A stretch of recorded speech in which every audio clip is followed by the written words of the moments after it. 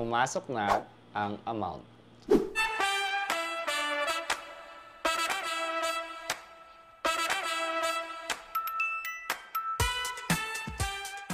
Welcome back to my channel, and once again, this is Pancha. At sa mga hindi pa nakasubscribe sa aking channel at kung gusto nyo din ng mga ganitong klaseng niche or contents, ay i-hit nyo lang yung subscribe button at i-hit nyo na din pati yung notification bell para ma-notify ka sa mga susunod mga videos na aking i-upload.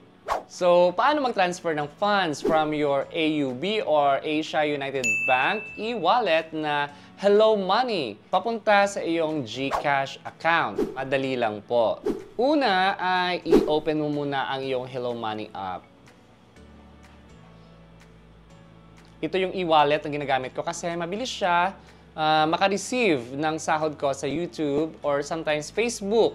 Dahil within less than 24 hours lang ay papasok na sa account mo ang revenue after na ma-send yung invoice receipt sa iyong Gmail. At kung gusto nyo makita kung paano ako na-save ng Hello Money sa stress sa paglagay ko ng payment method sa aking AdSense accounts for YouTube, ay panoorin nyo lamang ang videong ito at nasa description na natin yung link niyan. Okay. Tapos, mag-login lang through your email or mobile number or through biometrics. At dito sa transfer funds, dapat ilagay mo ng tama ang mga information na hinihingi like destination bank name, account number, account name, yung amount.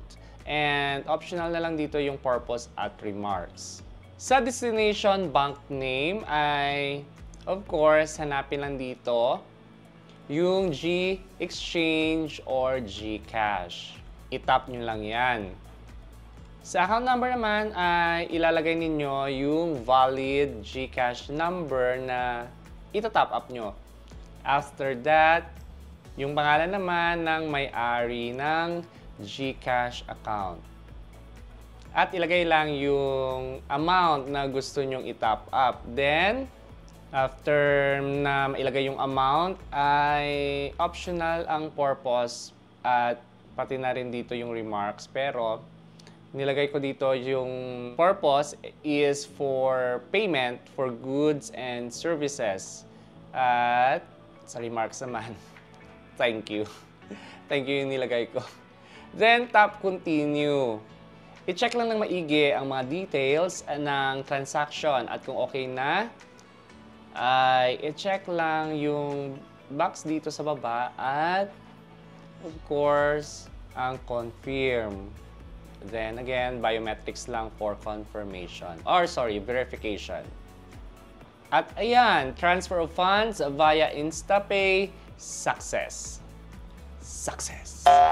At meron lang ditong convenience fee na 8 pesos. Ayan, 8 pesos siya. At isave lang ang resibo for further or future usage. Then, mag-login lang sa GCash at ayan, pumasok na ang amount. And that's all for today mga katropas. Thank you so much for supporting Fantastic Channel, ang channel na nag-upload ng mga tutorial videos tungkol sa YouTube and Facebook monetization, affiliate marketing, travel vlogs, at nagbibigay ng mga basic tips kung paano ninyo mapaunlad o mapalago ang inyong small business online. Bye-bye!